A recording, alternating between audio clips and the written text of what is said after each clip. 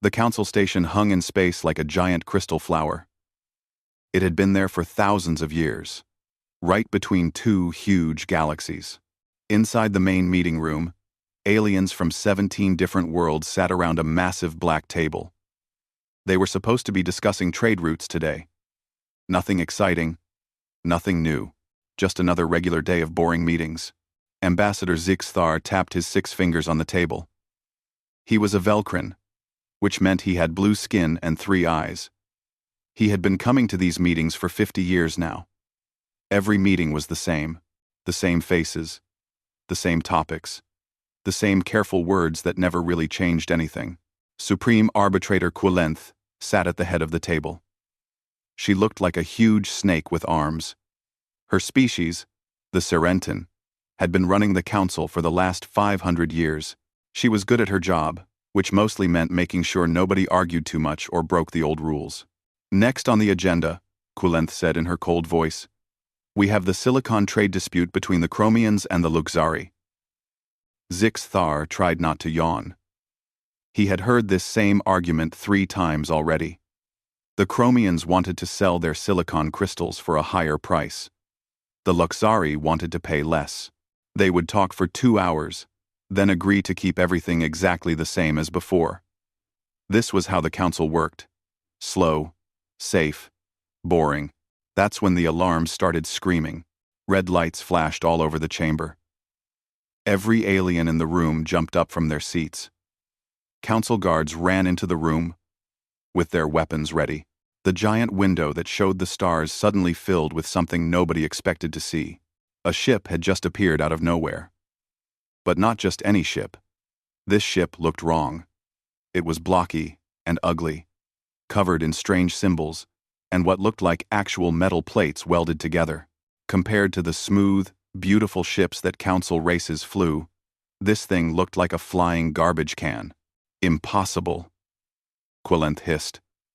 Her forked tongue flickered in and out. Nothing can get past our defensive shields. Nothing. Technical Overseer Plim was already checking his computer screens.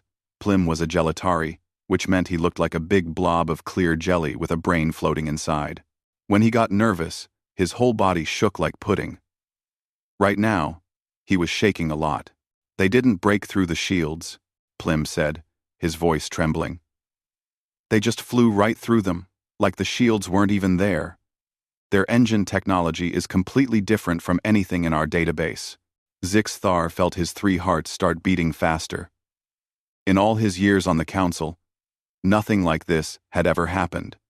The defensive grid around the station was supposed to be perfect, unbreakable. The best scientists from all 17 races had worked on it for centuries. And this ugly metal ship had just ignored it completely. The communication system crackled to life. A voice came through the speakers. It sounded relaxed and friendly, which somehow made everything more disturbing. Hello there, Galactic Council Station. This is Captain Jake Morrison, of the Earthship Frontier. We come in peace, and all that good stuff. We'd really like to talk to you folks. Oh, and sorry about that satellite we hit on the way in. The room went completely silent.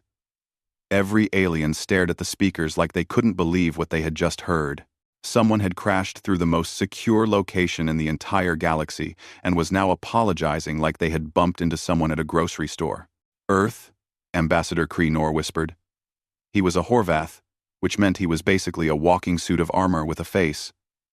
The planet in the outer spiral arm? The primitive species? They were listed as pre-contact, Zixthar said slowly. Our scouts said they hadn't even figured out basic quantum drives yet. That was only 20 years ago. This is a closed session, Quillenth announced, trying to take control of the situation. Her voice was sharp and cold. Unknown vessels are not allowed in council space. You will leave immediately or we will destroy your ship. There was a pause. Then, the humans started laughing. Actual laughing. Like this was all some kind of joke.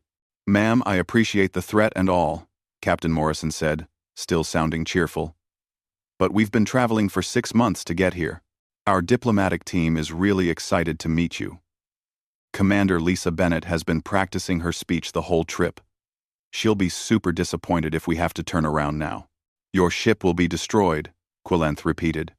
But Zixthar noticed that her voice wasn't quite as confident as before.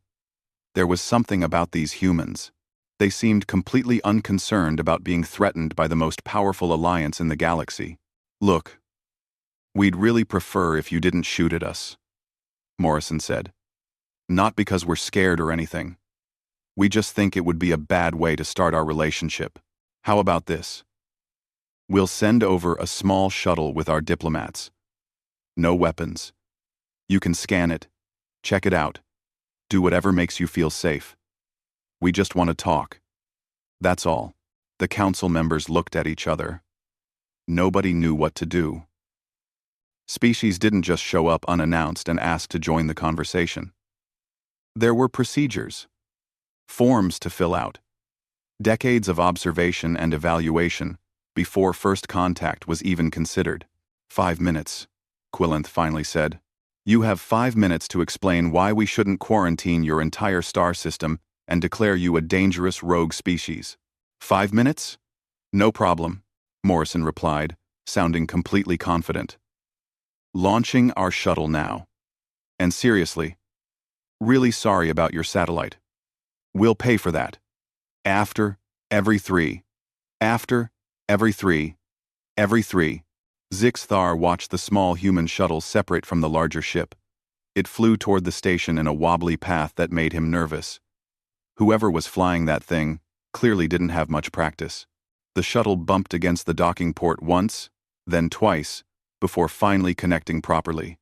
They fly like drunk Horvaths, muttered Ambassador Vex Neal, shaking her head. Her species valued precision and grace above almost everything else. At least drunk Horvaths understand basic physics, Kreenor grumbled. The council members rushed to the reception hall. Nobody wanted to miss this. In 3,000 years, nothing interesting had happened at the council. Now, in the span of 10 minutes, everything had changed. A species that wasn't supposed to even know about the council had crashed through their defenses and demanded a meeting. The airlock door hissed open. 3 humans stepped through. The first one was a tall woman with dark hair pulled back tight. She wore a formal military uniform covered in colorful ribbons and medals. She walked stiff and straight, like she had memorized every rule about how to behave. This had to be Commander Lisa Bennett. Behind her came a younger man with bright, curious eyes. He was looking around at everything like a child in a toy store. His uniform wasn't quite as neat as Bennett's. His name tag said Lieutenant Danny Price. The third human was an older woman with gray hair and a warm smile. She wore a simple jumpsuit with a Science Division patch. Dr. Helen Foster, according to her badge. Commander Bennett stepped forward and bowed exactly as she must have practiced 1,000 times. Supreme Arbitrator Quillenth. Quillenth, she began, her voice formal and careful. On behalf of humanity and the United Earth Coalition, I thank you for this audience. We come seeking knowledge, friendship, and a place among the civilized species of the galaxy. It was a perfect opening. Exactly the right words in exactly the right tone. Quillenth's serpentine body relaxed slightly. Maybe these humans understood diplomacy after all. Then Lieutenant Price sneezed. It wasn't a quiet, polite sneeze. It was loud and explosive and completely human. The sound echoed through the crystal chamber. Half the council members jumped in surprise. 3 of them reached for weapons. One of the Luxari, who were made of pure energy, actually flickered and almost disappeared. Oh man, sorry about that, Price said, wiping his nose with High Commander Bennett wanted to die. Or at least disappear. Maybe both. She had spent 6 months preparing for this moment. 6 months practicing her speech, learning about council protocols, memorizing the names and customs of 17 different alien species. And it had all fallen apart in less than 30 seconds because Danny Price couldn't control his allergies or his mouth. Lieutenant, Bennett said through clenched teeth, Please stand quietly, and let me handle the diplomatic aspects of this meeting. Sure, Price said. But he was still looking around the chamber with wide eyes, clearly fascinated by everything he saw. But seriously, this place is amazing. Is that ceiling made of actual quantum-locked crystal? Because if it is, that's incredible. We've been trying to figure out stable quantum structures for years. Supreme Arbitrator Quilenth's serpentine eyes narrowed dangerously.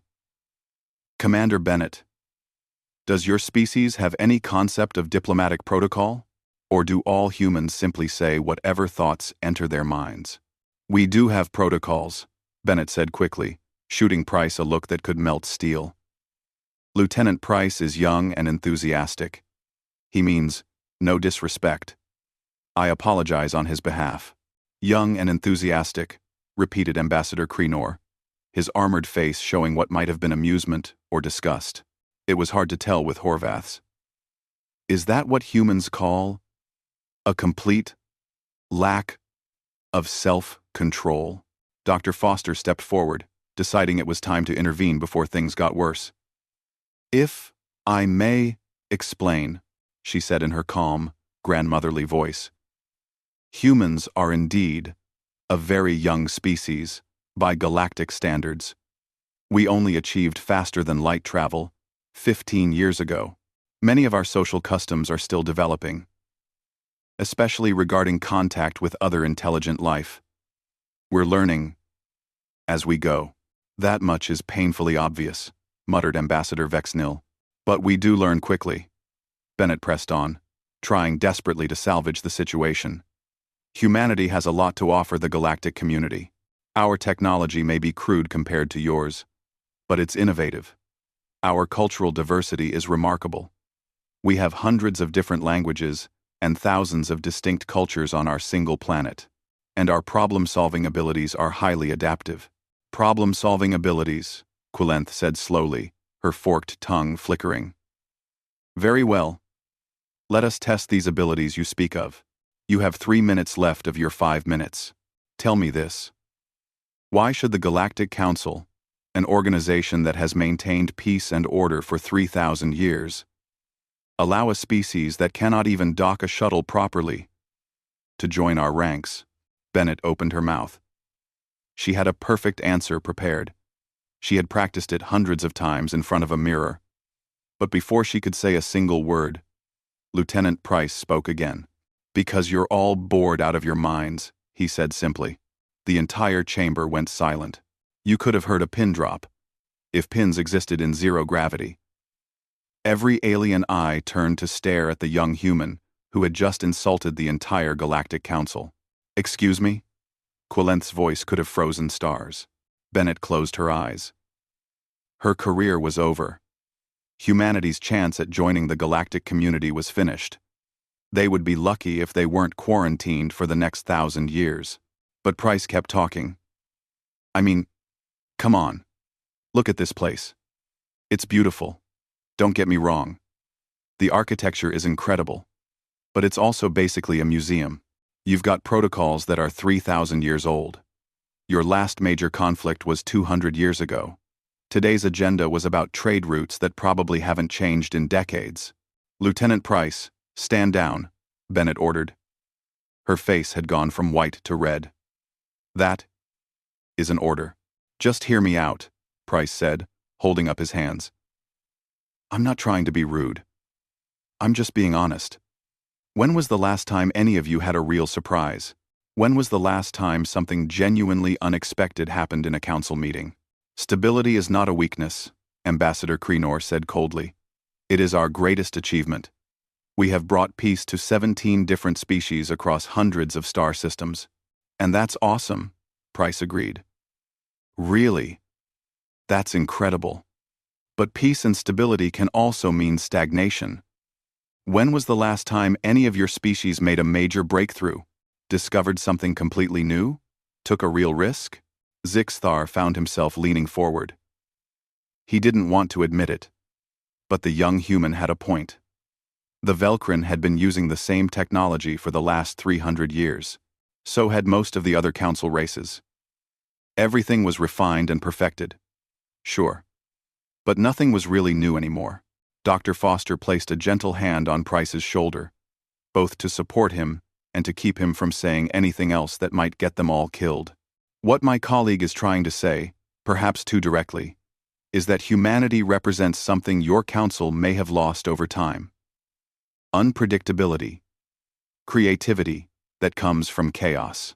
We make mistakes, yes. We're messy and awkward, and we don't always know the right thing to say. Clearly, muttered Technical Overseer Plim. But we also innovate at a pace that might surprise you, Foster continued. In just 15 years since achieving FTL travel, we've colonized 3 star systems. We've developed 7 completely new approaches to energy generation. We've made first contact with 3 pre-industrial species on worlds near Earth, and we left them alone to develop naturally instead of exploiting them. We learn fast. We adapt. We find solutions that don't follow the normal rules. You're asking us to introduce chaos into a system that works perfectly well, Kulenth said. I'm asking you to remember what it was like when your civilizations were young, Foster replied. Before all the protocols and procedures and committees, when every day brought new discoveries and possibilities. When your scientists were excited about their work, instead of just maintaining old systems, humanity can bring that energy back to the Council. Not as conquerors, Bennett added quickly, finally finding her voice again. Not as disruptors trying to tear down what you've built, but as partners who see things from a different angle. Fresh eyes can spot problems that experienced eyes miss because they're too familiar with the view. Ambassador Vexnil tilted her head, considering. These are pretty words. But words are easy to say. Anyone can make promises. Show us something concrete. Prove that human chaos has actual value beyond just creating noise and confusion. Price's face lit up like someone had just turned on a light bulb. Actually, we can do that right now. Your defensive grid. The one that's supposed to be impenetrable? It's not. Every council member went rigid. Several hands moved toward weapons. The temperature in the room seemed to drop 10 degrees. Are you threatening this station? Clenth demanded, her entire body coiling like she was about to strike. What? No. No, no, no.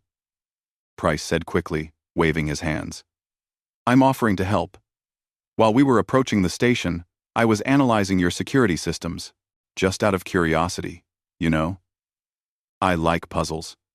And I found a pretty big vulnerability in your quantum encryption layer.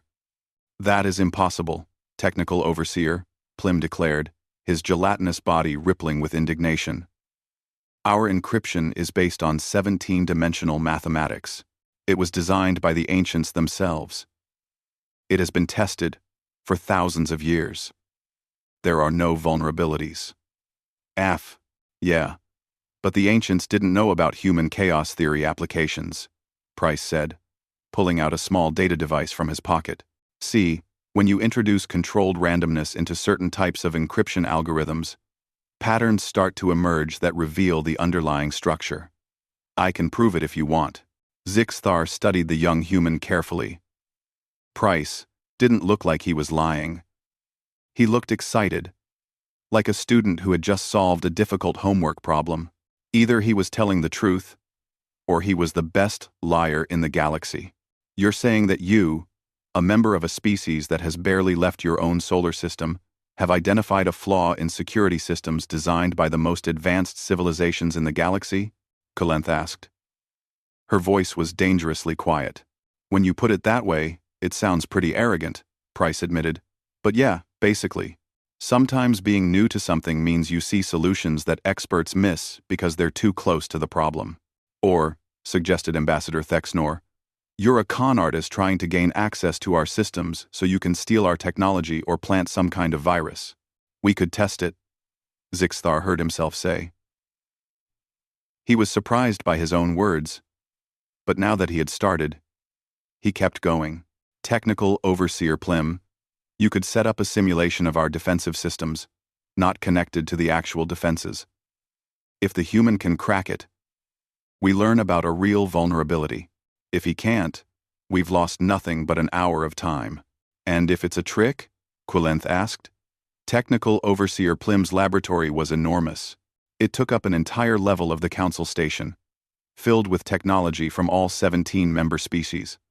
Holographic screens floated next to physical control panels. Crystal processors hummed alongside plasma conduits. It was the most advanced technical facility in the known galaxy. Lieutenant Danny Price stood in the middle of it all, looking like a kid on Christmas morning. His eyes were huge as he stared at everything around him. "This is the most amazing thing I've ever seen," he breathed. "Is that a chromium quantum matrix? I've read about those, but never seen one in person. And that plasma containment field over there? That's using a technology we haven't even figured out yet." "Focus, Lieutenant," Commander Bennett said tiredly. She had spent the last 30 minutes apologizing to various council members for Price's earlier behavior. Several of them had told her that humanity had no future in the galactic community. One had actually laughed in her face. Her diplomatic career was definitely not going according to plan. "Right, sorry, focusing now," Price said, tearing his eyes away from a particularly interesting piece of Luxari equipment that seemed to exist in multiple dimensions at once. Technical Overseer Plim oozed over to a large terminal. His gelatinous body was still rippling with irritation. He clearly didn't believe that this primitive human could possibly find a flaw in systems that the greatest minds in the galaxy had perfected over millennia. "The encryption I have prepared uses 17-dimensional mathematics," Plim explained in a condescending tone. "Most species require decades of study just to understand the basic principles. Our youngest students train for 20 years before they can even begin to work with these systems." "Makes sense," Price said, settling into a chair in front of the terminal. 17 dimensions is pretty complex. But complexity isn't always the same thing as security.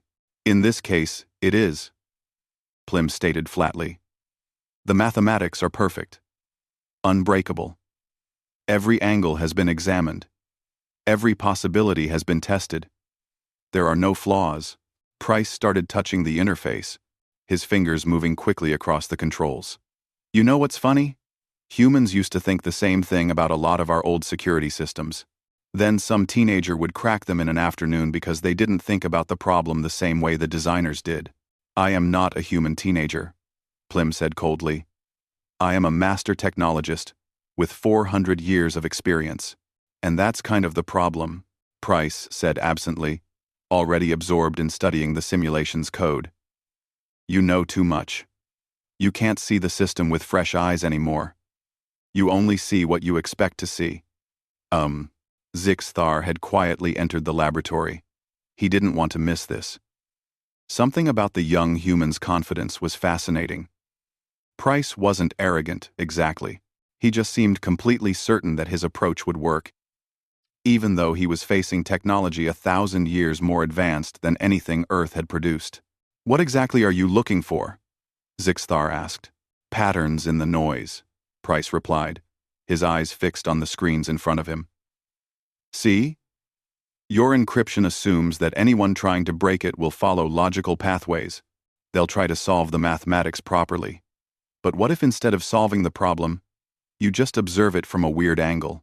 "That is nonsense," Plim declared. "Observation does not break encryption. Mathematics is absolute. Mathematics is absolute." Price agreed. "But implementation never is. Every system has to interact with reality at some point. And reality is messy. There are always tiny imperfections, little bits of chaos that creep in. If you know how to look for them, those imperfections tell you things about the system." Dr. Foster had been standing quietly in the corner, watching the exchange. Now she spoke up.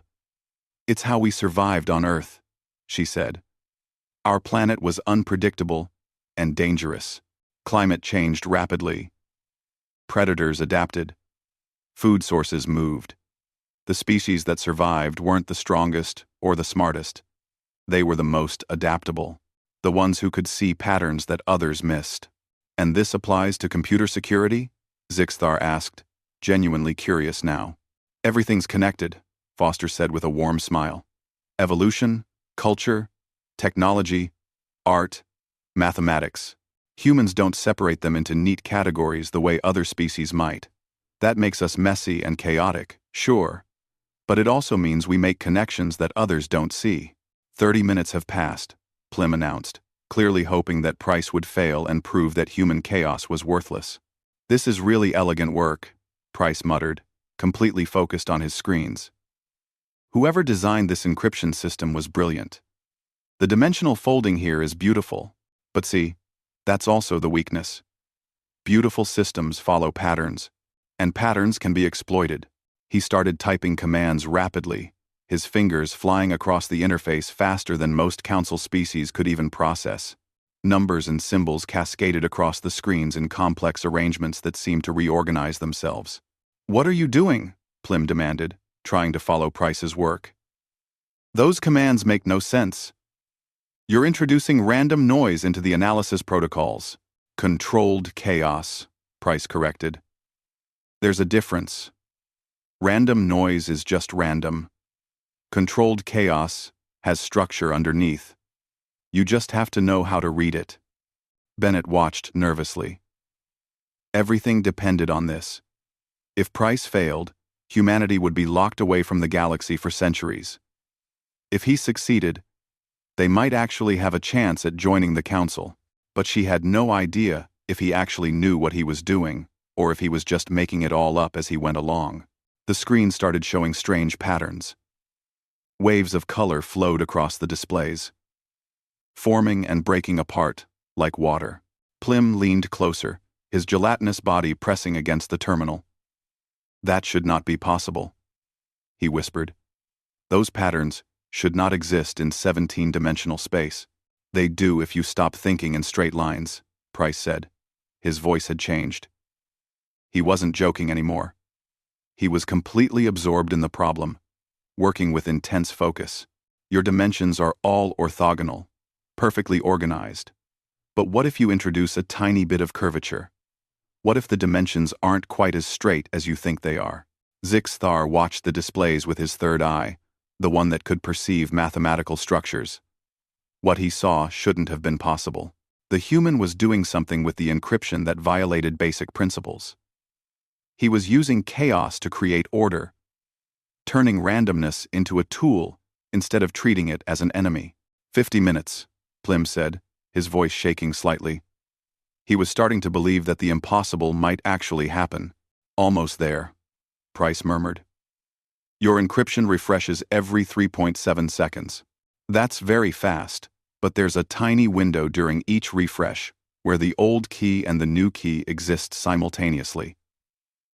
It only lasts for a fraction of a microsecond, but if you hit that exact moment with a carefully tuned chaotic probe, the two keys interfere with each other and create a pattern. And that pattern reveals the underlying structure." The display flashed, numbers aligned, and suddenly, a green indicator lit up. "Access granted." Plim's entire body went completely still. "No," he whispered. "That's not possible.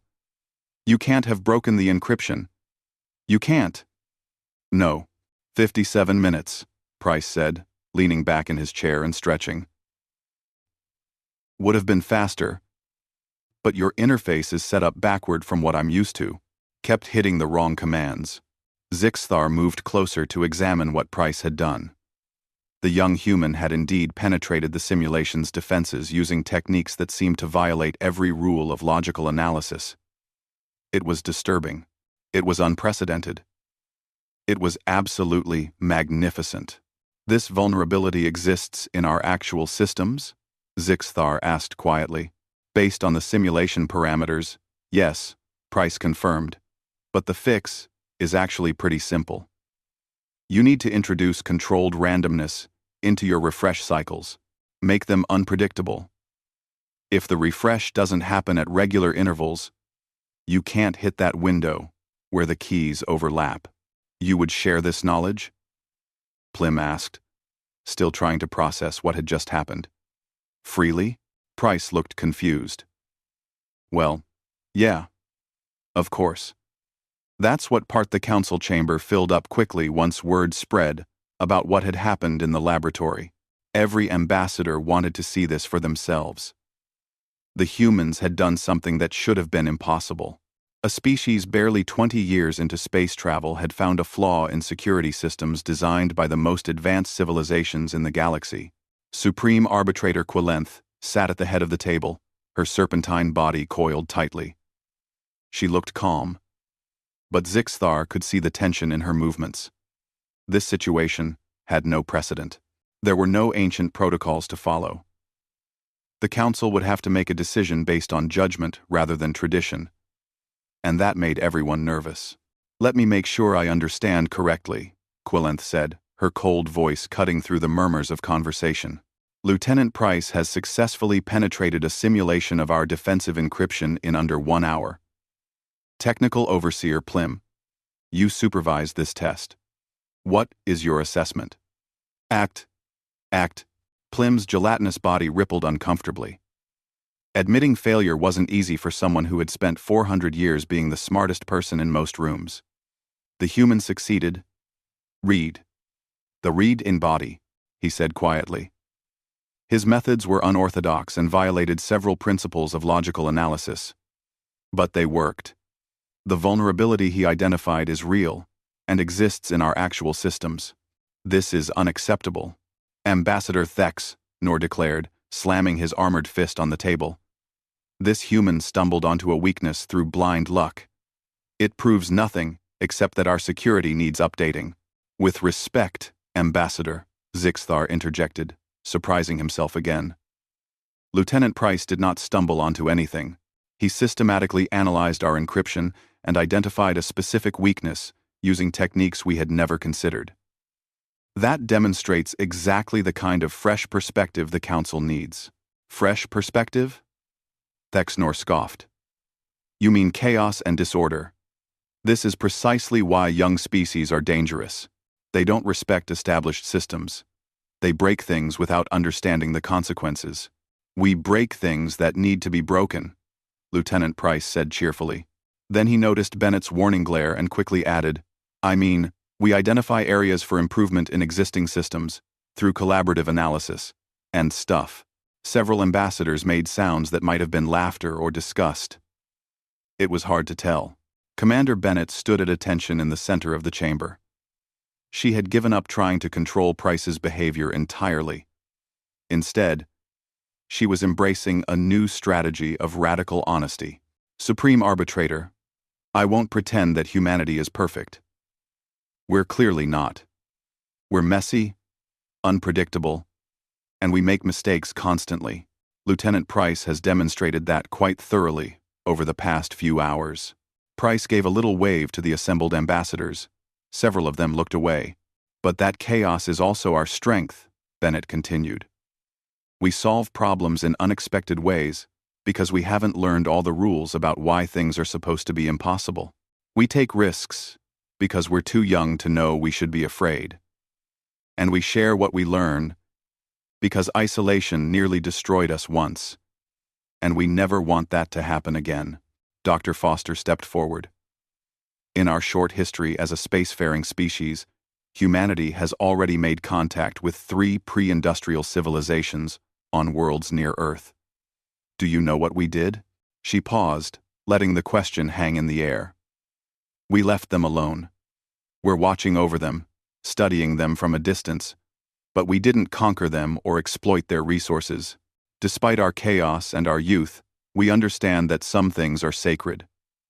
Growth has to happen naturally. You're asking us to trust you based on potential rather than proven track record," Clenth observed. "That is a significant request." "Yes," Bennett said simply. "But isn't that what you did for each other 3,000 years ago when the Council was formed? Every member species was once young and unproven. Someone had to take a chance on them. Someone had to believe they could grow into something better." The chamber fell silent. Zixthar looked around at the other ambassadors. Some were nodding thoughtfully. Others looked skeptical. But Bennett's words had struck a chord. The Council's founding had indeed been an act of faith by species brave enough to see past their differences. Ambassador Creonor slowly rose from his seat. His armored face was difficult to read, but his voice carried weight and consideration. "I have a proposal," he announced. "We grant humanity provisional membership status. 1 year to prove they can contribute positively to the Council without causing chaos that endangers our collective security." "I second this proposal," Zixthar said immediately, before anyone could object. "With conditions. Humans will share their defensive encryption techniques with all member species. In return, we provide them full access to Council databases and educational resources. And Lieutenant Price receives formal diplomatic training," added Ambassador Vex Nil with what looked like a smile.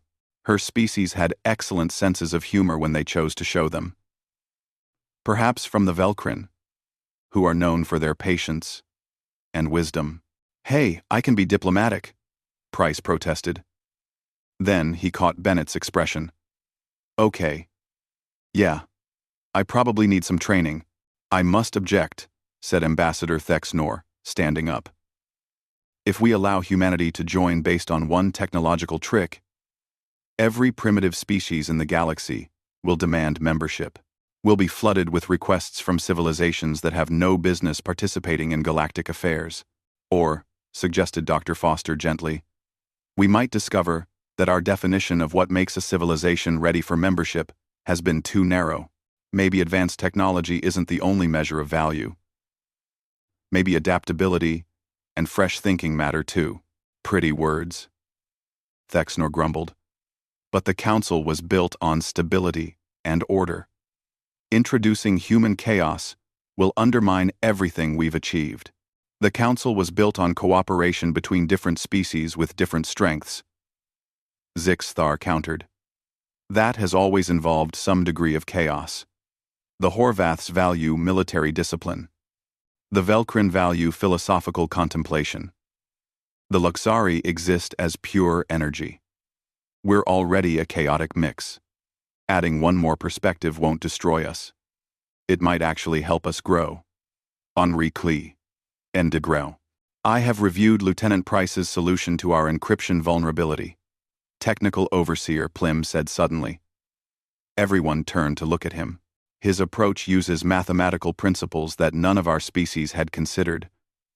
Not because we couldn't understand them, but because they never occurred to us. The humans think sideways. They see connections we miss. That is valuable. "So you support their membership?" Clenth asked. "I support giving them a chance," Plim said carefully. "Provisional membership with oversight. We watch them closely. We guide them. And we see what they can teach us in return." Kalenth's gaze swept across the chamber, measuring the mood of the Council. The Supreme Arbitrator had held her position for 200 years by understanding when to push and when to yield. Right now, the momentum was clearly moving toward accepting the humans, at least on a trial basis. "Very well," she finally said. "We shall vote. All in favor of granting humanity provisional Council membership under the conditions stated by Ambassador Krenor and Ambassador Zixthar?" One by one, the ambassadors signaled their votes. Some raised appendages. Some glowed with specific colors. Some simply announced their decision aloud. Zixthar watched the count carefully. It wasn't unanimous. Not by a long shot. But it didn't need to be. Council decisions only required a simple majority. "The motion carries," Quillenth announced. "Humanity is hereby granted provisional membership in the Galactic Council for a period of 1 standard year. Commander Bennett, you and your crew are invited to remain at this station as official diplomatic liaisons. I strongly suggest you use this time to learn our protocols and procedures." Bennett's professional composure finally cracked. She smiled widely, and her eyes were suddenly wet with tears. "Thank you, Supreme Arbitrator. Thank you all. Humanity won't let you down. See that you don't," Quillenth replied. Her voice was still cold, but there was a hint of something else underneath.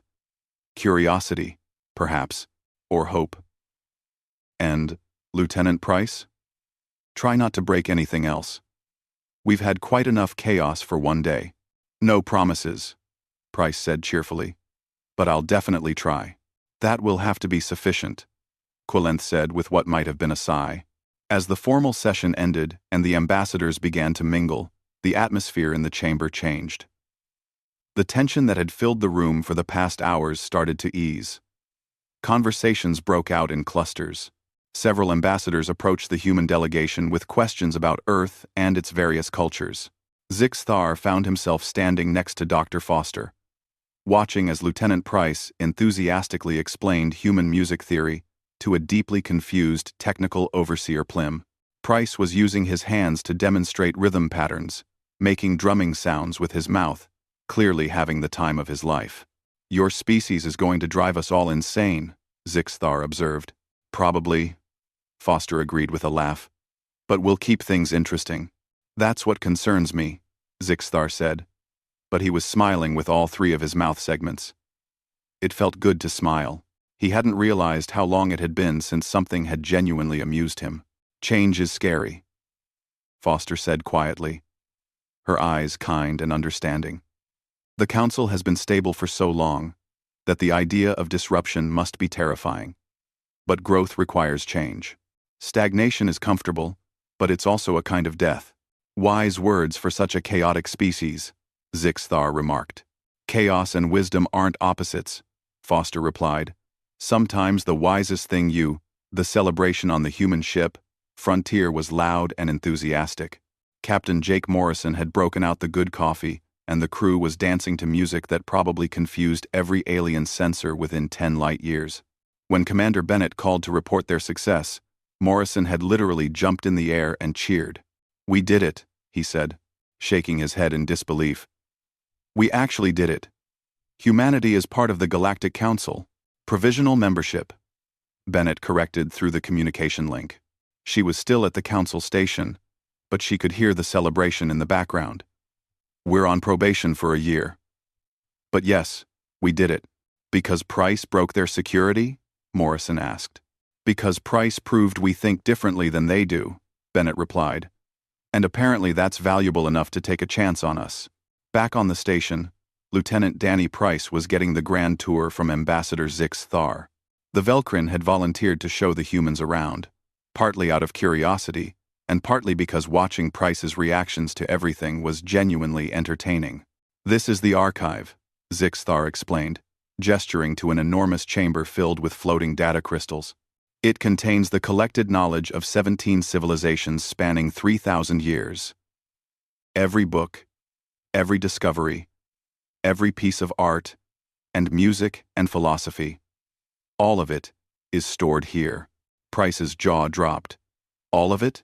Everything? Everything that species have chosen to share, Zixthar confirmed. As a provisional member, humanity now has access to this archive. You can learn from the mistakes and successes of every council race. Cease. Rotor. Rotor. Rotor. This is the most amazing thing I've ever seen, Price breathed. Do you know how long it would take to go through all this? Centuries. Maybe millennia. Most species take centuries just to scratch the surface. Zixthar agreed. Knowledge takes time to absorb and understand. There are no shortcuts. But there could be, Price said, his mind already racing ahead. If we developed better indexing systems, or AI assistants, to help sort through relevant information based on specific queries, or collaborative study groups, where different species share their interpretations of the same materials. Zixthar blinked all three of his eyes in surprise. You've been a member of the council for less than 3 hours and you're already trying to redesign our archive system? Is that bad? Price asked, looking worried. Sorry, I get excited about this stuff. I'll tone it down. No. Zixthar said thoughtfully. Don't tone it down. That's exactly the kind of fresh thinking we need. Nobody has suggested improving the archive in 200 years, because everyone assumes it's already perfect. Nothing's perfect, Price said. Everything can be better. That's like basic human philosophy right there. They continued walking through the station, passing other species going about their daily business. A group of Chromians were discussing trade agreements in their musical crystal language. Several Luxari floated past, their energy forms glowing in various colors. A Gelatari maintenance worker was repairing a wall panel, its transparent body showing all of its internal organs working. "How many humans live on Earth?" Zixthar asked. "About 11 billion right now," Price replied. "We've also got colonies on Mars and Europa, plus the 3 nearby star systems we've settled. Maybe another 2 billion people total spread across all of those. 13 billion individuals," Zixthar said slowly. "That's more than the total population of the Velkrin, across all our worlds." "Really? How many Velkrin are there?" "Approximately 8 billion. We are one of the larger council species. The Luxari only number about 3 million, since they require very specific environmental conditions to exist." "So humanity is actually one of the bigger groups?" Price asked, surprised. "By population, yes. By territory, experience, and technological advancement, you are among the smallest. It is an interesting imbalance." Zixthar paused at a viewing window that showed the vast emptiness of space beyond the station. "May I ask you a personal question?" End quote. "Sure, go ahead. Why did you join the military? You clearly have a brilliant scientific mind. You could be researching new technologies or teaching at a university. Why choose a life of discipline and following orders? It seems contrary to your nature." Price laughed. "You noticed I'm not great at following orders." "Huh?" "My mom asks me the same question constantly. The truth is, I wanted to see space. I wanted to meet aliens and explore new worlds. The military was the fastest way to make that happen. Plus, I like the structure. Even if I'm terrible at it, it gives me something to push against, you know? Complete freedom is actually kind of paralyzing. Having rules and protocols means I know which ones I can break and which ones I can't." "You break rules deliberately?" "Not the important ones," Price clarified. "I mean, I'm not going to hurt anyone, or steal anything, or do something that actually matters. But little rules? Social conventions? Expected behaviors? Yeah, I push those boundaries all the time. That's how you find out which rules are there for good reasons, and which ones are just there because that's how things have always been done. And in your experience, how many rules fall into the second category?" "Like 70%, Price said cheerfully. "Most rules are just habit pretending to be wisdom." Zixthar found himself laughing again. This human was completely inappropriate and absolutely right at the same time. It was a combination he had never encountered before. Meanwhile, in another part of the station, Dr. Foster was having a much calmer conversation with Supreme Arbitrator Quelenth. The two of them sat in a small meeting room, drinking beverages from their respective homeworlds and discussing the future of human-council relations. "Your species concerns me," Quelenth said bluntly. "Not because I think you're dangerous or malicious, but because you're unpredictable. The Council values stability and order above almost everything else. Humanity seems to value neither." "We value them," Foster replied. "We just define them differently. For us, stability comes from adaptability, not rigidity. Order comes from diversity, working together, not uniformity. That is a very different philosophy from what the Council has practiced for millennia." "Maybe that's why you need us," Foster suggested gently. "Every organization needs fresh perspectives periodically, or it starts to calcify. The Council has achieved amazing things, but achievement isn't the same as growth. You've created peace, which is wonderful, but are you creating anything new?" Clenth was silent for a long moment. "That is a fair question," she finally admitted, "and one that several of us have been quietly asking ourselves for decades. The Council functions smoothly, but it doesn't innovate anymore. We maintain what we have rather than reaching for what we might become. So, let us help you reach," Foster said. "We're messy and chaotic, and we'll definitely make mistakes. But we're also enthusiastic and curious, and we love solving problems. Together, we might all become something better than we are separately.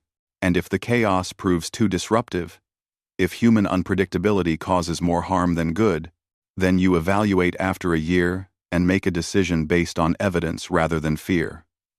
Foster replied. That's the scientific method. Form a hypothesis, test it, analyze the results. You're not committing to anything permanent. You're just running an experiment. An experiment with the entire galactic order as the laboratory, Quillenth said dryly. The best kind of experiment. Foster replied with a smile. Back on the frontier, Captain Morrison was drafting his official report to Earth Command. How did you summarize a day like this? Humanity had gone from being completely unknown to the galactic community to being provisional members of the most powerful alliance in the galaxy. And it had all happened because they had shown up unannounced, and one of their officers had broken the Council's security systems. It was the most human way possible to make first contact, Morrison thought. No careful planning, no decades of preparation. Just flying straight at the problem and figuring things out as they went along. He started typing. To Earth Command. From Captain Jake Morrison of the Frontier. Mission status. Successful. Beyond all expectations. Humanity has been granted provisional membership in the Galactic Council. The galaxy is about to learn what chaos really means. Detailed report to follow. Morrison out. He read it over, decided it captured the spirit of the day perfectly, and sent it off. Somewhere back on Earth, a bunch of politicians and military commanders were about to have the most exciting day of their lives. In the council chamber, Zixthar watched as various ambassadors continued talking with the human delegation. Lieutenant Price was now attempting to teach several aliens how to play a human game called rock, paper, scissors. Most of them were confused about why anyone would play a game based on random chance, but they seemed to be having fun anyway. Dr. Foster was discussing human literature with Ambassador. 3 months had passed since humanity's chaotic introduction to the Galactic Council. In that time, things had changed in ways nobody could have predicted. The Council Station, once a place of quiet deliberation and careful protocol, had become considerably more lively. Lieutenant Danny Price had been assigned to work with Technical Overseer Plim on security improvements. The Gelatari had initially been horrified at the prospect, but he had gradually warmed to the enthusiastic young human. They had already implemented 17 upgrades to the station's defensive systems, each one incorporating Price's chaos theory approaches with Plim's mathematical precision. The result was security that was genuinely better than anything the Council had ever had before. You know what your problem is? Price said one day while they were working on encryption protocols. You think too much. Plim's gelatinous body rippled with what might have been amusement or offense. After 3 months, Price still couldn't always tell the difference. I am a scientist, Plim replied. Thinking is literally my function. Yeah.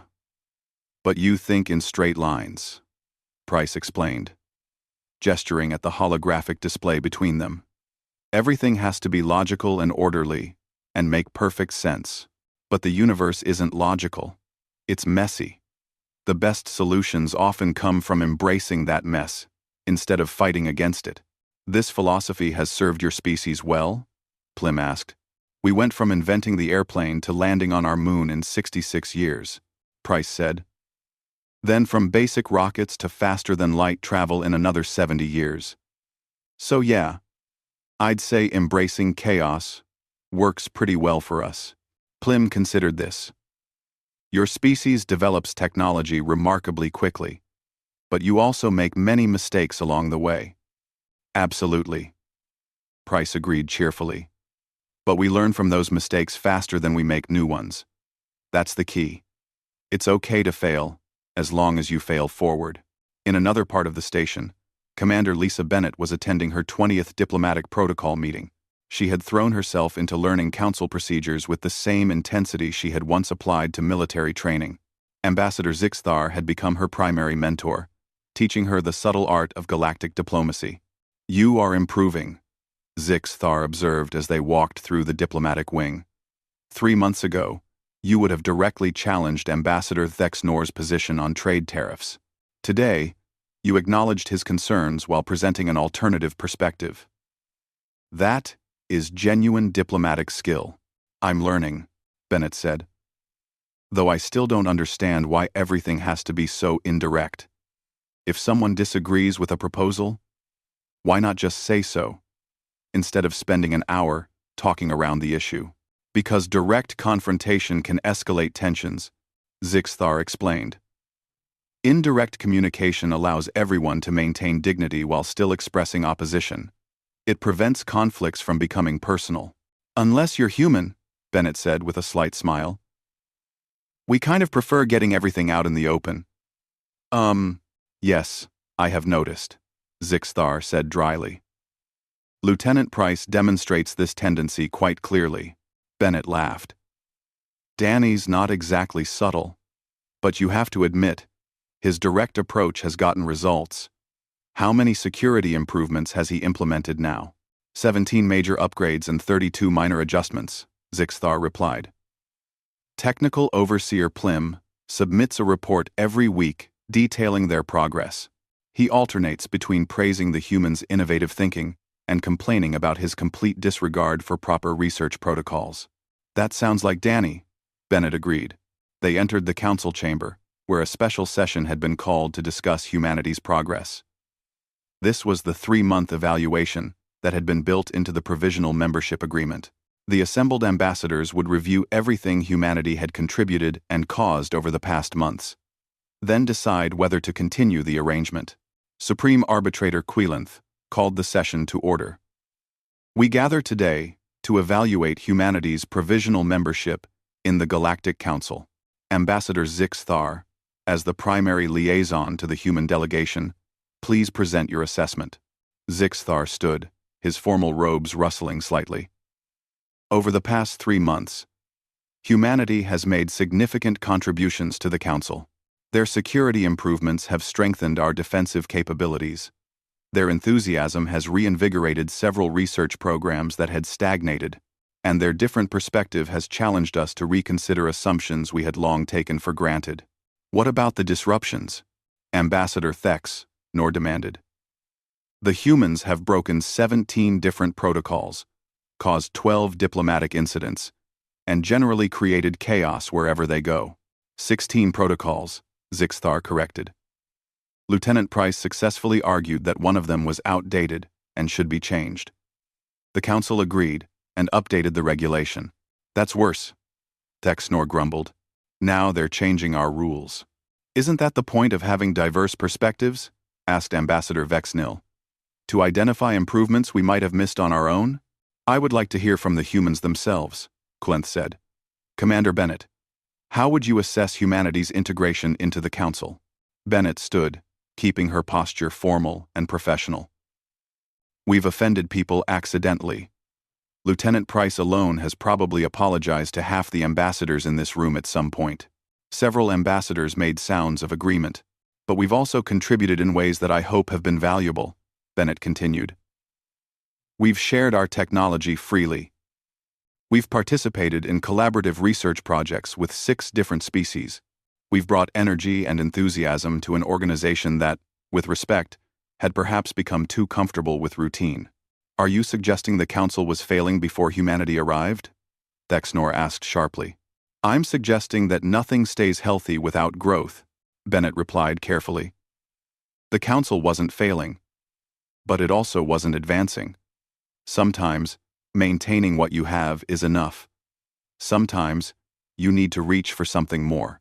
Dr. Helen Foster rose from her seat. She had spent the last 3 months working with Council scientists, studying their various approaches to research and development. If I may add something, she said. I've been reviewing the Council's scientific progress over the past 500 years. The rate of genuine innovation has declined significantly, not because anyone is failing at their jobs, but because established systems naturally become resistant to change over time. Humanity hasn't fixed that problem, but we have reminded everyone that change is possible. Technical Overseer Plim spoke up, surprising everyone. I would like to formally recommend that humanity's provisional status be converted to full membership. The chamber went silent. Plim was known for being extremely conservative. For him to advocate for the humans was unexpected. You support this? Quillenth asked. I do, Plim confirmed. Working with Lieutenant Price has been the most frustrating and educational experience of my 400-year career. He breaks rules constantly. He ignores proper procedures. He makes intuitive leaps that violate logical reasoning. And he's brilliant. His chaos theory applications have revolutionized how I think about system design. I am a better scientist now than I was 3 months ago. That alone justifies humanity's membership. Lieutenant Price, sitting in the observations section, looked like he might cry. That's the nicest thing anyone's ever said about me, he whispered loudly enough for several people to hear. Ambassador Creonor stood. I also support converting their status to full membership. The Horvath military has begun incorporating some of humanity's tactical innovations into our training programs. Their ability to adapt quickly in unpredictable situations is remarkable. They think like warriors, even when they're not fighting. One by one, other ambassadors added their support. Not all of them were enthusiastic, but the consensus was clear. Humanity had proven their value. The chaos they brought was productive rather than destructive. Very well, Supreme Arbitrator Quillenth said. We shall vote. All in favor of granting humanity full membership in the Galactic Council? The vote was overwhelming. Even Ambassador Thexnor, who had opposed humanity from the beginning, eventually raised his hand in support. He might not like the humans, but he couldn't deny their contributions. The motion carries, Quillenth announced. Humanity is hereby granted full membership in the Galactic Council, with all rights and responsibilities that entails. Commander Bennett, congratulations. Your species has earned its place among us. Bennett's military discipline finally broke. She smiled so widely that her face hurt. Thank you, all of you. Humanity won't let you down. You already have, multiple times, Clenth said, but there was warmth in her voice now. But you've also exceeded our expectations in ways we didn't anticipate. That is the nature of chaos, I suppose.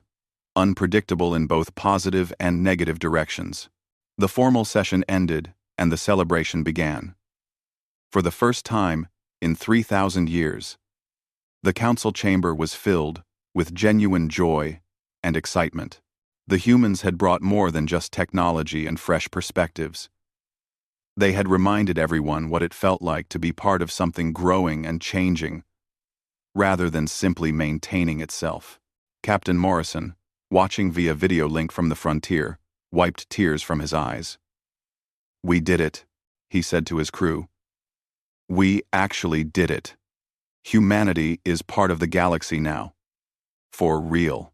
Back on the station, Lieutenant Price was being hugged by Technical Overseer Plim, which was a strange and somewhat disturbing experience since Plim was made of translucent jelly. But the sentiment was clear. The impossible friendship between the chaotic human and the methodical Gelatari had somehow worked. You are still terrible at following procedures, Plim said. And you're still too obsessed with rules, Price replied. Yes, Plim agreed. But together, we are better than either of us alone. That's the whole point, isn't it? Price said, grinning. The council works because everyone's different. Adding humans just makes the mix a little more interesting. Dr. Foster found herself standing with Zixthar and Quillenth, watching the celebration unfold. This turned out better than I expected, Foster admitted. I was worried we'd burn too many bridges too quickly. You came close several times, Quillenth said. But you also demonstrated that burning bridges isn't always wrong. Sometimes old bridges need to be replaced with better ones. Philosophy from a serpentine bureaucrat, Zixthar said with amusement. The humans are already changing you, Supreme Arbitrator. Perhaps, Quillenth agreed. Or perhaps they simply reminded me why I took this position in the first place. Not to maintain stagnation, but to guide growth. I had forgotten the difference. So what happens now? Foster asked. Now, Zixthar said. Humanity gets to work as full council members. There are 17 different committees you'll need to join. Hundreds of projects to collaborate on. Thousands of years of history and culture to learn about. And we get to share our own history and culture too, Foster said. I think a lot of council species would love human music, and art, and literature. We've got 11 billion people making creative things. That's a lot of culture to contribute. I look forward to experiencing it, Quillenth said. Though, I request that you filter out anything that might cause Lieutenant Price to become even more enthusiastic. I'm not certain the station could survive it. The three of them laughed together, which was something none of them would have imagined 3 months ago. The supreme arbitrator, the philosophical ambassador, and the human scientist, united by shared amusement at the wonderful chaos that humanity had brought to the galaxy. In the years that followed, historians would mark this as a turning point for the Galactic Council. The introduction of humanity sparked a renaissance of innovation and growth across all member species. New technologies were developed. Old assumptions were challenged. The Council remained stable. But it was no longer stagnant. And it all started with the most chaotic day the Council had ever experienced. A day when a species that couldn't dock properly and didn't understand diplomatic protocol somehow convinced the galaxy's oldest alliance that chaos had value. That fresh perspectives mattered. That sometimes the best thing you could do was take a chance on something unpredictable. The galaxy would never be quite the same again. And that, everyone eventually agreed, was exactly what it needed. Vex Nil, who was fascinated by the concept of fiction that served no practical purpose beyond entertainment and emotional exploration. Commander Bennett was taking notes on everything, clearly determined to learn as much about Council protocols as possible in the shortest amount of time. What have we done? Asked Ambassador Krenor quietly, coming to stand beside Zixthar. We have introduced chaos into order, Zixthar replied, and perhaps given the Council its first real chance to grow in centuries. I hope you're right, Krenor said. I truly do. Because if you're wrong, history will not be kind to this decision. History is written by those who take risks, Zixthar said, not by those who play it safe. As the day finally wound down, and the various species began returning to their quarters, the Council station felt different somehow.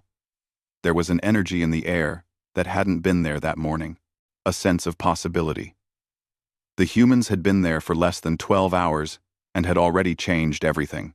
Lieutenant Price accidentally knocked over another ceremonial object while gesturing too enthusiastically. Ambassador Vex Nil caught it before it hit the ground, laughing. Yes, Zixthar thought, watching the chaos unfold around him. Can do is embrace uncertainty and see where it leads. Across the chamber, Ambassador Krenor was actually laughing at something Price had said. The armored Horvath rarely showed emotion, but the young human had somehow managed to crack through his serious exterior. Several other ambassadors were gathered around, listening to Price describe Earth's diverse ecosystems and the challenges humanity had faced in learning to live sustainably on their own planet. He has a gift, Zixthar admitted.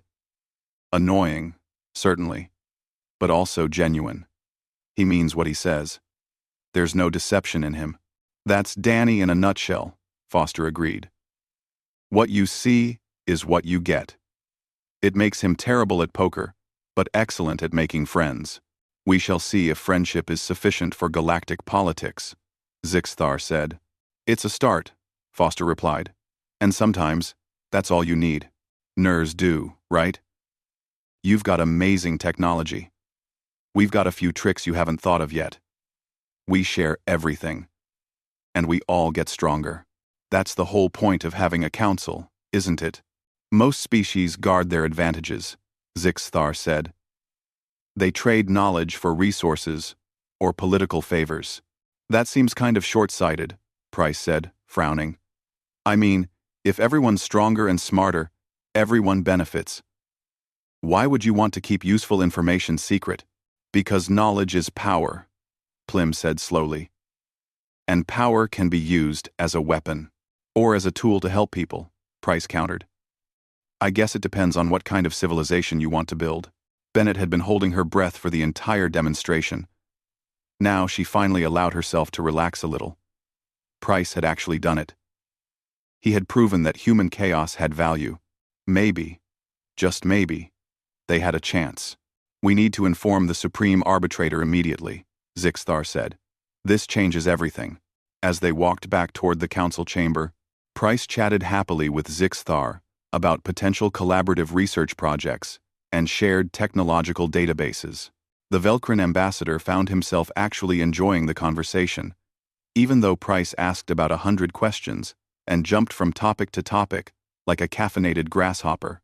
Behind them, Technical Overseer Plim floated along silently, still trying to understand how a primitive species had just taught him something new about systems he had studied for 400 years. It was humbling. It was frustrating. It was also kind of exciting. Maybe the humans were right. Maybe chaos did have value. Maybe the council had been playing it too safe for too long. Then we throw them in a cell and quarantine their planet, Zixthar said simply. But I recommend we take the chance. If there's even a small possibility that our defenses have a weakness, we need to know about it. Zixthar, 7. Zixthar, 7676. The Supreme Arbitrator looked around the chamber. Several ambassadors nodded slowly. Others looked skeptical. But nobody seemed to have a better suggestion. Very well, Quilenth finally decided. 1 hour. Technical Overseer Plim will supervise. The human may attempt to break our simulated encryption. But understand this, Commander Bennett. If this is some kind of trick, if your people are attempting to gain unauthorized access to our systems, the consequences will be severe. We will quarantine Earth for 1,000 years. No ships in, no ships out. Your species will be completely isolated. Bennett swallowed hard. No tricks. I promise. Lieutenant Price actually believes he can help. He's not trying to hurt anyone. We shall see, Quilenth said coldly. You have 1 hour. C. S. Hand. Allergies. Didn't know I'd be allergic to space crystals or whatever. Hey, Ambassador Zixthar. Is that cologne you're wearing? It smells awesome, like cinnamon mixed with burning electrical wires. Bennett's face went completely white. Dr. Foster closed her eyes and took a deep breath. Every alien in the room stared at Lieutenant Price like he had just insulted their mothers. Zixthar looked down at his formal robes. They were treated with traditional Velcrin scents, something his people had done for thousands of years. These are ceremonial vestments, he said slowly. They have been worn at council meetings since before your species discovered fire. Well, they smell great, Price continued, completely missing the tension in the room. Really clears out the sinuses once you get used to it. Do you sell that stuff? Because I know some guys back home who would love it. The most chaotic day in Galactic Council history had officially begun.